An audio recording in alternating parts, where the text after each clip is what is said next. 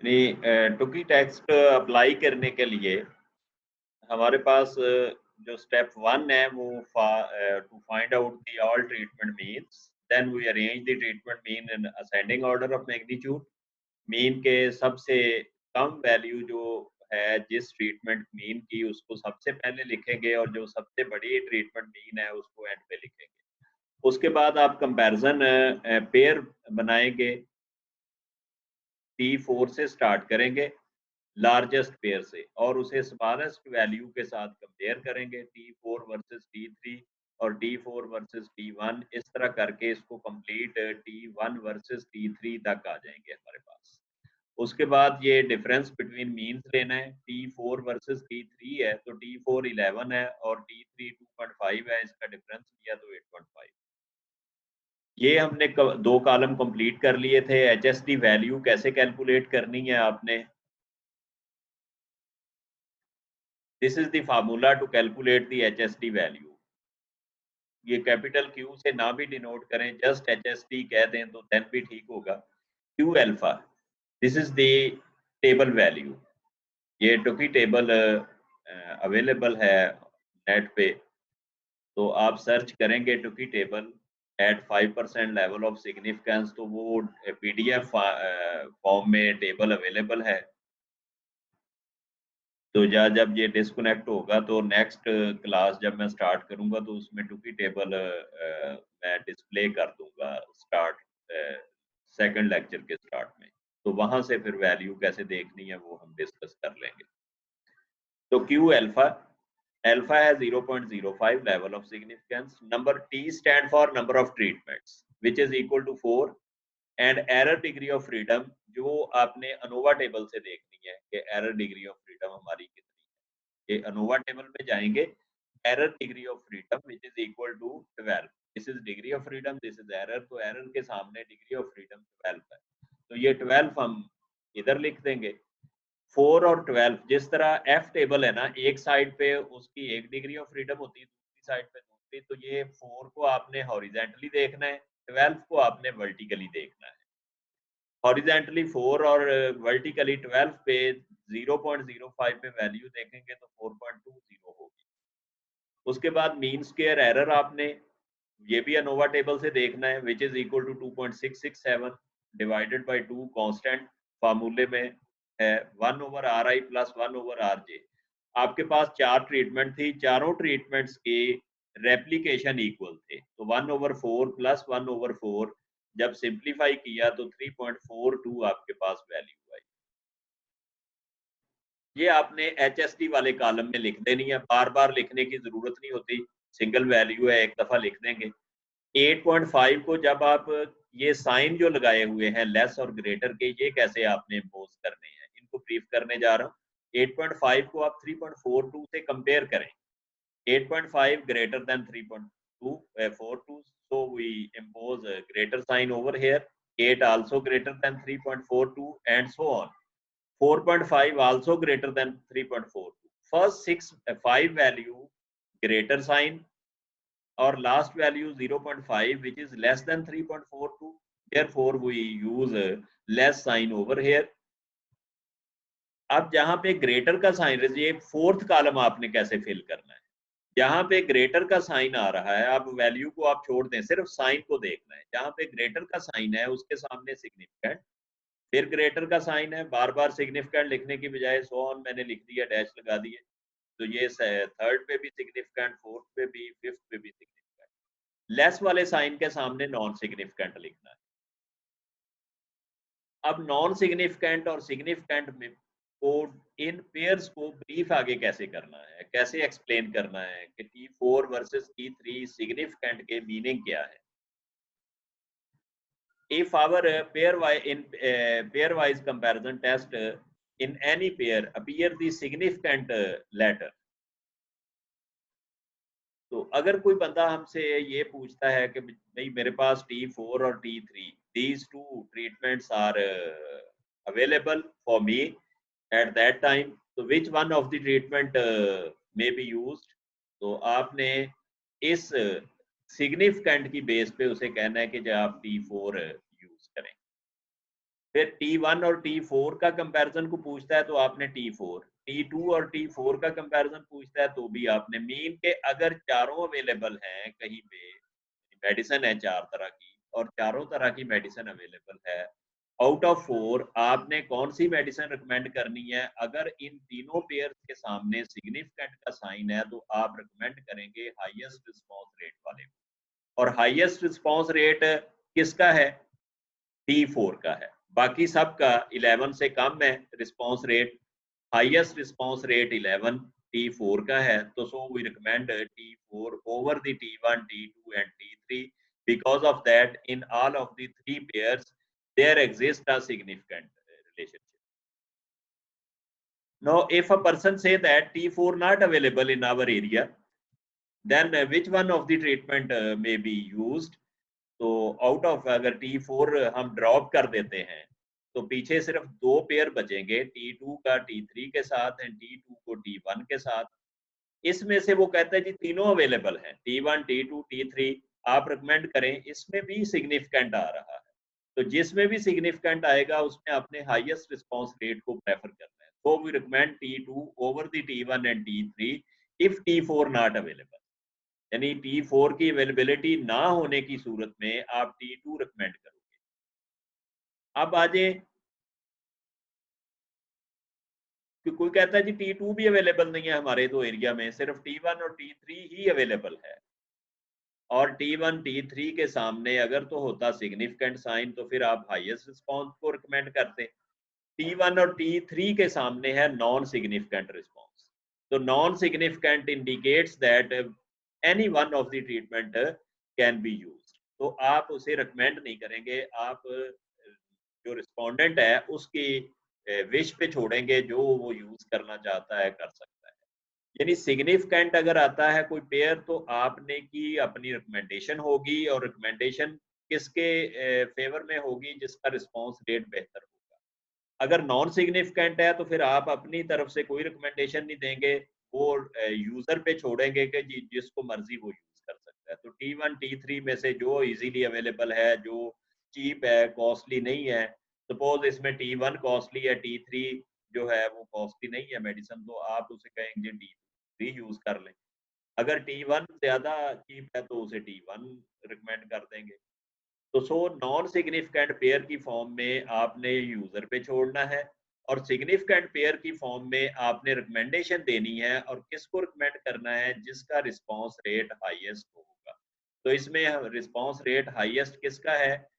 पहले 3 पेयर्स में T4 का है। If T4 not available in any area then out of 3 we decide T2। तो ये हमारा लास्ट पोर्शन रहता था इसमें CRD में, वो हमने डिस्कस किया। एक ही टेस्ट मैं जहाँ पे डिस्कस कर रहा हूँ, बाकी टेस्ट हम नेक्स्ट डिज़ाइन के अंदर डिस्कस करेंगे।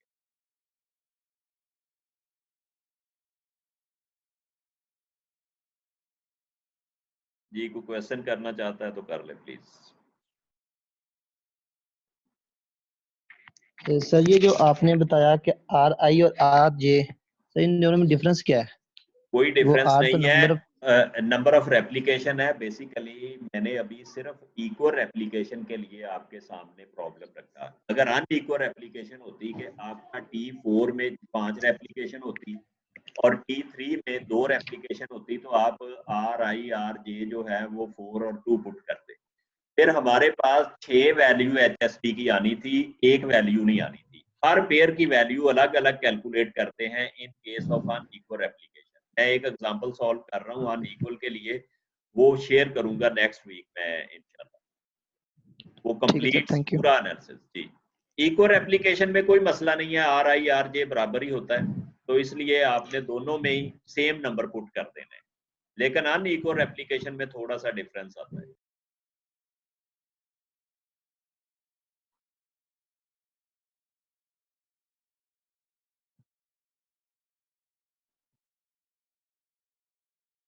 Now our next design, randomized complete block design called the RCPD.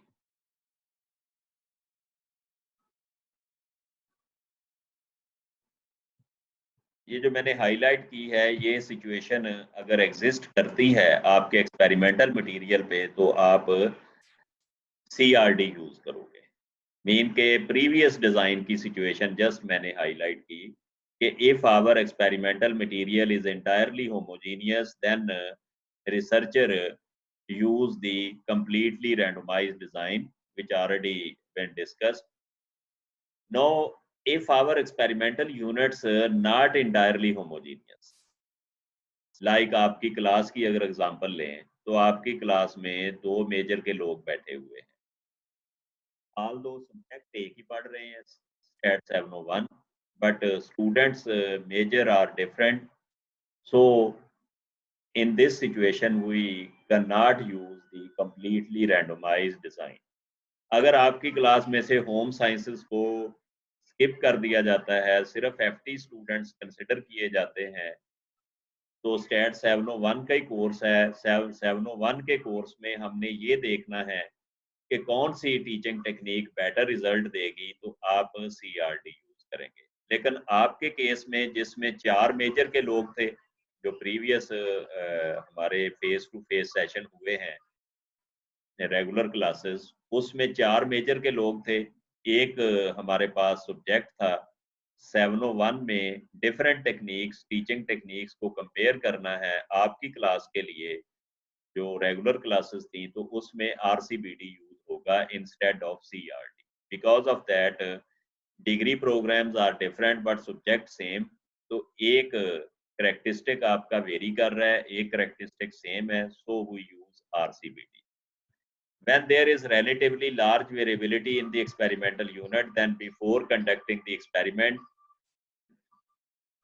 we divide our experimental units into different groups in such a way that the experimental units within particular group, ये group को हमने block कहना है। इस RCBD में group को हमने क्या कहना है? ब्लॉक कहना है। within a particular block are relatively homogeneous। देखिए, आपकी क्लास के अगर 4 मेजर में है आपकी क्लास में, तो उसमें मैं FT को अलग कर दूंगा। उसके बाद वो मेरा पहला ब्लॉक कहलाएगी। फिर मैं H&D को सेपरेट कर दूंगा क्लास को, तो वो मेरा सेकंड ब्लॉक होगा। फिर थर्ड ब्लॉक में मैं होम साइंसेस को ऐड कर देता हूँ, तो वो मेरा थर्ड ब्लॉक बनेगा। और फोर्थ ग्रुप में FSQM को ऐड कर देता हूँ, तो वो मेरा फोर्थ ग्रुप बनेगा। अब मेरा जो पहला ग्रुप है, उसमें सारे स्टूडेंट फूड टेक्नोलॉजी के हैं, सो रिलेटिवली होमोजीनियस ग्रुप है वो। जब दूसरे ग्रुप में जाएंगे, बिटवीन ब्लॉक्स आर हेट्रोजीनियस। अब जब आप पहले और दूसरे ब्लॉक को कंपेयर करोगे, तो ये आपस में हेट्रोजीनियस होंगे, क्योंकि एक ग्रुप में बैठे हुए हैं H&D के स्टूडेंट और दूसरे ग्रुप में FT के हैं, तो ये हेट्रोजीनियस होंगे। लेकिन जब आप पहले ग्रुप को देखेंगे, सिर्फ पहले ग्रुप को, तो वो होमोजीनियस होगा। दूसरे ग्रुप को भी देखेंगे तो उसमें सारे यूनिट्स एक जैसे होंगे। जब तीसरे ग्रुप में जाएंगे एक जैसे होंगे, जब चौथे ग्रुप में जाएंगे तो भी उस ग्रुप के अंदर एक जैसे। विदन का मतलब है ग्रुप के अंदर, ब्लॉक के अंदर। और बिटवीन ग्रुप ब्लॉक्स का मतलब है एक ग्रुप से दूसरे ग्रुप में। जब आप एक ग्रुप से दूसरे ग्रुप में देखेंगे तो आपको डिफरेंट बिहेवियर नजर आएगा। जब आप एक ही ग्रुप के अंदर देखेंगे, विदन दी ग्रुप रहेंगे, तो आपको सेम बिहेवियर नजर आएगा। The design applied in such situation is randomized complete block design। अब जब आपका जी अबीहा हैंड रेज कर रही, कोई क्वेश्चन पूछ लें।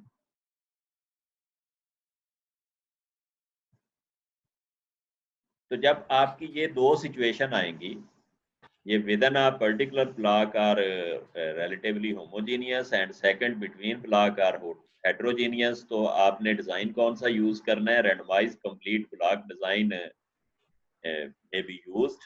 the treatments are assigned। अब अगर RCBD यूज कर रहे हैं, तो ट्रीटमेंट असाइन कैसे आपने करनी?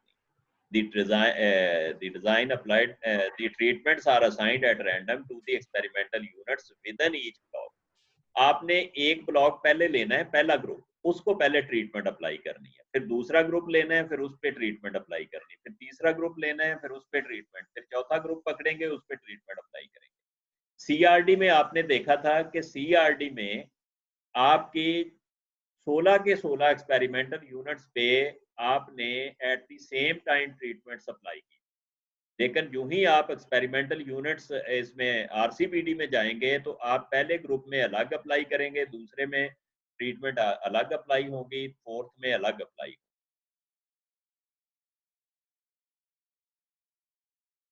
अगेन जिस तरह सीआरडी में हमने दो चीजें, दो एस्पेक्ट्स देखे, एक जनरल लेआउट प्लान और दूसरा न्यूमेरिकल क्वेश्चन मीन के एनालिसिस फेज। दो फेज होते हैं, एक जनरल लेआउट प्लान फेज जिसमें आपने पूरी प्लानिंग देनी है और प्लानिंग के बाद इम्प्लीमेंटेशन करनी है, इम्प्लीमेंटेशन के बाद आपके पास डाटा जनरेट होके आता है, और सेकंड फेज होता है कि आपने उसका एनालिसिस कंप्लीट करना है।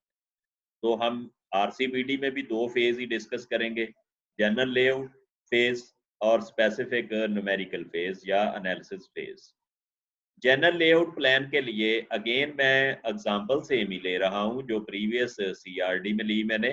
Suppose we want to test the effects of weight reducing diet, जिसको हमने फैक्टर कहना है, on response variable. Response variable हमारा क्या होगा, रिडक्शन इन वेट या weight loss. For this purpose we select 4 different types of the diet. हमने 4 ही डिफरेंट टाइप्स ली डाइट की, T1, T2, T3 and T4। इनको हमने ट्रीटमेंट्स कहना है। Further, we suppose that the overweight persons are belongs to 4 different age groups. CRD में ऐसा नहीं हमने कहा था। CRD में हमने कहा था all the experimental units are homogeneous. यहाँ पे हम क्या कह रहे हैं, further we suppose that the overweight persons are belongs to the 4 different age groups. हमारे जो एक्सपेरिमेंटल यूनिट्स हैं वो 4 डिफरेंट एज ग्रुप को बिलोंग करते हैं, 4 डिफरेंट एज ग्रुप से बिलोंग करते हैं। तो we divide the experimental units into 4 different groups.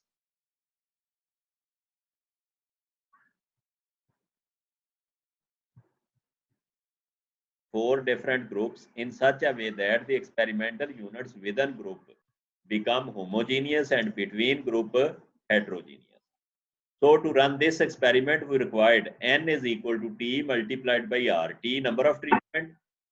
Group कितने आप बना रहे हैं हर ट्रीटमेंट के अंदर, 4 ग्रुप हम बना रहे हैं। 4 ग्रुप क्यों बनाने हैं, क्योंकि हमारे पास 4 डिफरेंट एज ग्रुप के लोग बैठे हैं जिन पे हमने एक्सपेरिमेंट कंडक्ट करना है। So we required 16 experimental units or 16 overweight persons. For random allocation of the treatment to the experimental units, we again use the lottery methods. तो लॉटरी मेथड अप्लाई करने से पहले आपके पास हाल दो यूनिट तो 16 ही हैं, आपने क्या करना है, उसको 4 डिफरेंट ग्रुप में डिवाइड करना है। मेरा पहला ग्रुप है 20 से लेके 25 साल वाले लोग, यानी 20 to 25 year age group. Second group 26 to 30 year age group. Third 31 to 35 and fourth group more than 35 year age. जो पहला मेरा ग्रुप है उसको मैंने ब्लॉक 1 का नाम दे दिया, दूसरे ग्रुप को ब्लॉक 2 कह दिया, तीसरे ग्रुप को ब्लॉक 3 कह दिया और फोर्थ ग्रुप को मैंने ब्लॉक 4 कह दिया। यानी मैंने क्या करना है, 1 से 16 एक सीक्वेंस में नहीं लेने मैंने। आमना नसीर प्लीज म्यूट करें अपना।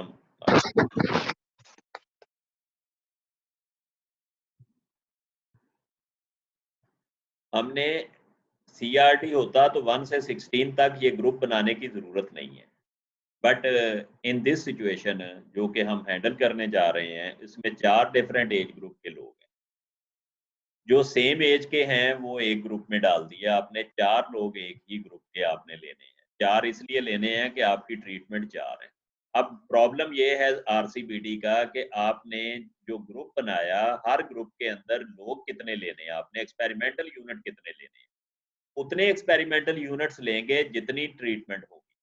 तो आपके age group 20 to 25 we consider 4 overweight person and at the same time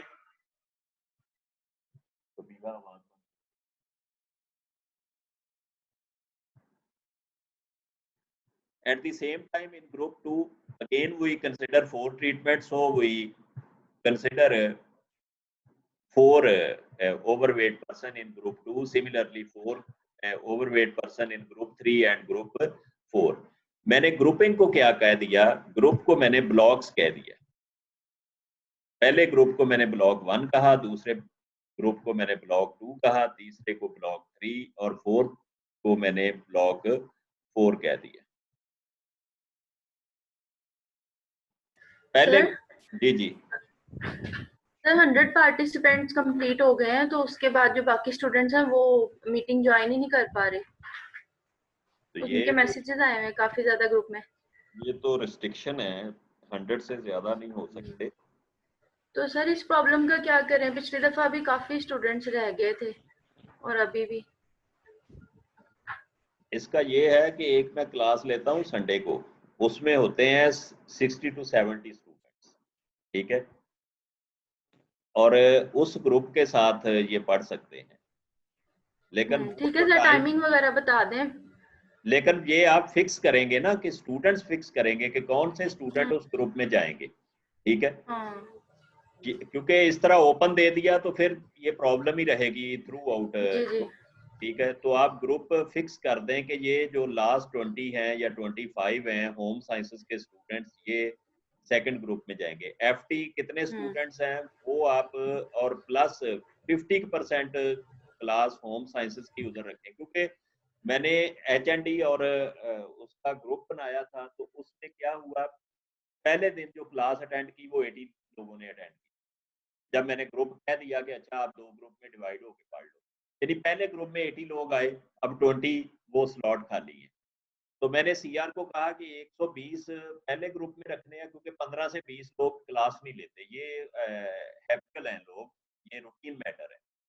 तो 120 इस ग्रुप में रखें, बाकी जो 15-20 बचते हैं वो आप दूसरे ग्रुप में उठा के ले जाएं, और उनके नेम मुझे लिस्ट एक सेंड करेंगे। ये CR GR की रिस्पॉन्सिबिलिटी होगी कि मुझे वो लोगों के नाम सेंड करेंगे, मैं उस ग्रुप में उनको ऐड करवा दूंगा उसके CR को कह के उस क्लास में, ठीक है। ओके सर, ठीक है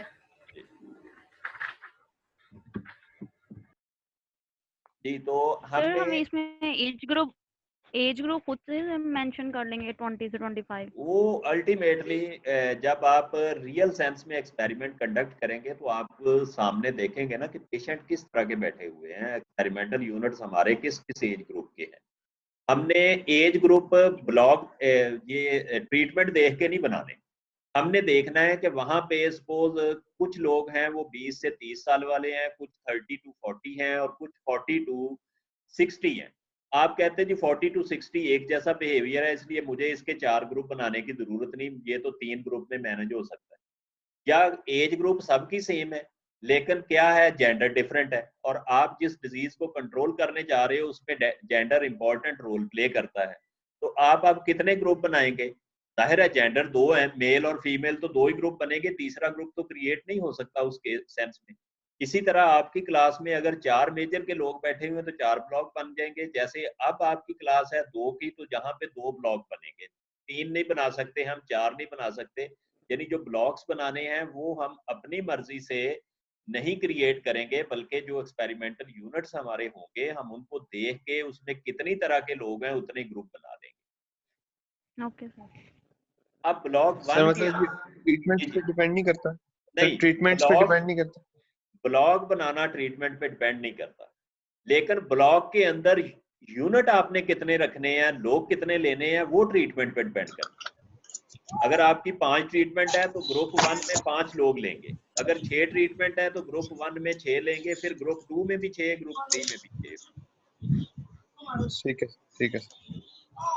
ये साथ ही ना माइक म्यूट कर दिया करें जब कंप्लीट हो जाता है।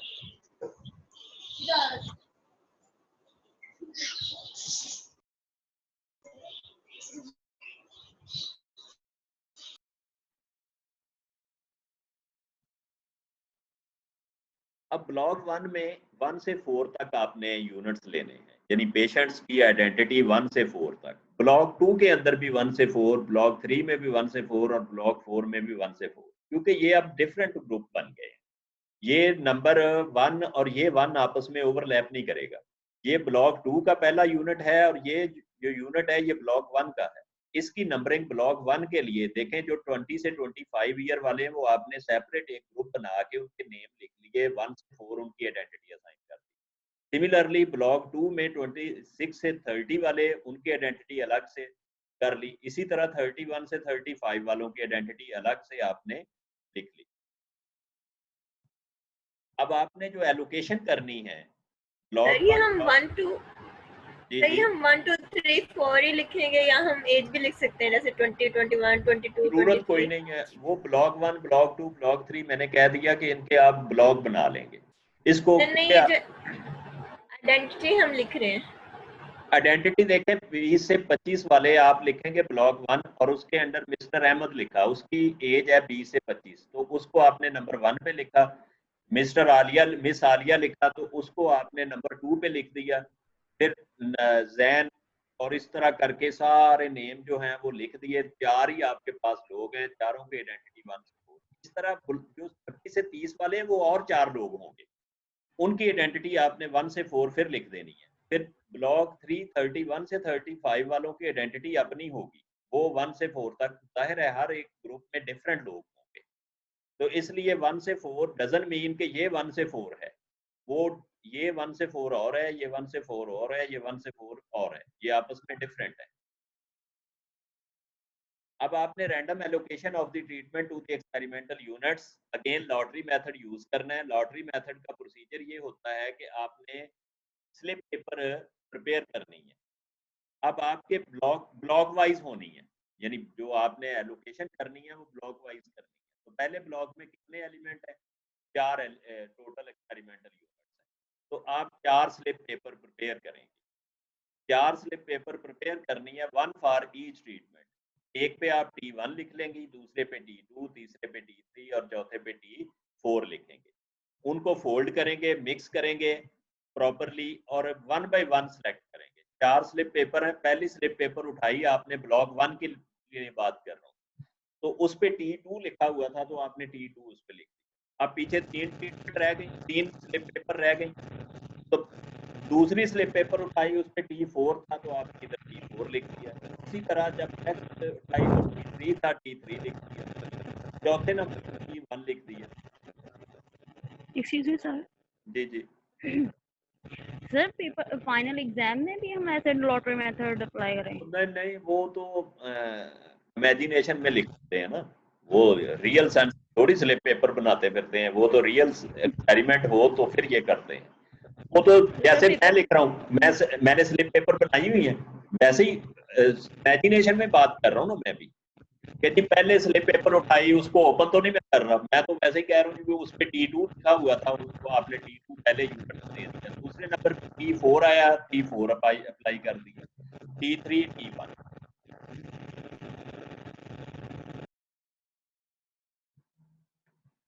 तो सेम प्रोसीजर अडॉप्ट करेंगे हम ब्लॉक 2 के लिए। स्लिप पेपर नहीं बनाएंगे, उन्हीं स्लिप पेपर को रीफोल्ड करेंगे। 4 क्योंकि सेकंड में है ट्रीटमेंट, तो फिर वो उनको सिलेक्शन करेंगे 1 बाय 1, तो ये इधर एक्सपेरिमेंटल यूनिट्स आप अलॉट कर देंगे। उन्हीं स्लिप पेपर को ब्लॉक 3 के लिए भी यूज करेंगे। जब ब्लॉक 3 का प्रोसीजर मुकम्मल हो जाएगा, फिर उन्हीं 4 स्लिप पेपर को चौथी दफा रीफोल्ड करेंगे और फोल्ड करके फिर ब्लॉक 4 के लिए ओपन करेंगे और 1 बाय 1 अप्लाई करेंगे। तो नीचे कंप्लीट स्ट्रक्चर गिवन है। ये हमारा प्रोसीजर यहाँ पे एंड हो गया, general layout plan for RCBD. Sir ये पेपर में हमने ये सारा कुछ लिखना है कि हमने स्लिप्स बनानी है, फिर फोल्ड करनी है, फिर या हाँ, सिर्फ हमने ये टेबल नहीं, बना देना है? नहीं, ये पूरा प्रोसीजर लिखेंगे कि हम ये बनाएंगे। बनानी नहीं है स्लिप पेपर, बस इतना करना है कि बनाएंगे नहीं, इमेजिनेशन में लिख देंगे। जी, प्रोसीजर सारा लिखेंगे, जो मैं अंग्रेजी दरमियान में लिख रहा हूँ, बोल रहा हूँ, ये प्रोसीजर पूरा लिखेंगे। लेकिन जो प्रैक्टिकल काम करने वाला है कि स्लिप पेपर बनानी है कि नहीं बनानी, वो नहीं बनानी, वो हम इमेजिनेशन में बना रहे हैं, इमेजिनेशन में इम्पोज कर रहे हैं, इमेजिनेशन में रीफोल्ड कर रहे हैं, इमेजिनेशन में उसके दोबारा ओपन कर रहे हैं। ठीक है जी। सीआर साहब इसका स्क्रीनशॉट लेके अटेंडेंस इंश्योर करें स्टूडेंट्स की। ओके सर, ले लिए। हाँ, इसे सेव कर लें कहीं पे। कोई क्वेश्चन जी है सर, तो कर कर लें। नेक्स्ट सर वो आपने कहा था कि जो नंबर ऑफ एक्सपेरिमेंटल यूनिट्स हैं इज इक्वल टू ट्रीटमेंट और नंबर ऑफ ग्रुप हैं। जिस जी, तरह जी। आपने कहा कि जो नंबर ऑफ ग्रुप हैं वो मतलब नंबर ऑफ ट्रीटमेंट पे डिपेंड नहीं करते। जिस तरह अभी आपने कहा कि आप स्टडी कर सकते हैं 40 से 60 वाले को एज है उसको एक ही ग्रुप ही कंसीडर कर ले, 3 ग्रुप बना लें। जी, जी। तो फिर हम इधर नंबर ऑफ ग्रुप ऐड करेंगे या नंबर ऑफ रेप्लिकेशन से मल्टीप्लाई करेंगे एक्सपेरिमेंटल यूनिट्स इधर कैलकुलेट करने के लिए? देखें जी, जो आर है, आरसीबीडी में नंबर ऑफ ब्लॉक होते हैं और सीआरडी के अंदर वो नंबर ऑफ रेप्लिकेशन होती है। ठीक है, आपके ठीक हो गया। जितने ब्लॉक हैं, 3 ब्लॉक हैं, तो आपकी R3 होगा। आपने रेप्लिकेशन और ब्लॉक को R से ही डिनोट करना है। बी से मैं इसलिए नहीं, कुछ ठीक है। टीचर इसको बी से डिनोट करते हैं, स्मॉल बी से ब्लॉक्स को। मैं इसलिए नहीं बी से डिनोट करता कि जब मैंने 2 फैक्टर डिजाइन स्टडी करवाने हैं वहां पे मैंने स्मॉल बी को कुछ और कहना है, फिर वो कंफ्यूज होते हैं स्टूडेंट के वहां पे ब्लॉक बी था जहां पे बी कुछ और आ गया। इसलिए मैंने ब्लॉक्स को आर से ही डिनोट करना है। जब भी ब्लॉक्स की बात ठीक है, आएगी थैंक यू आर सर। से ही डिनोट करेंगे। जी, थैंक यू वेरी मच।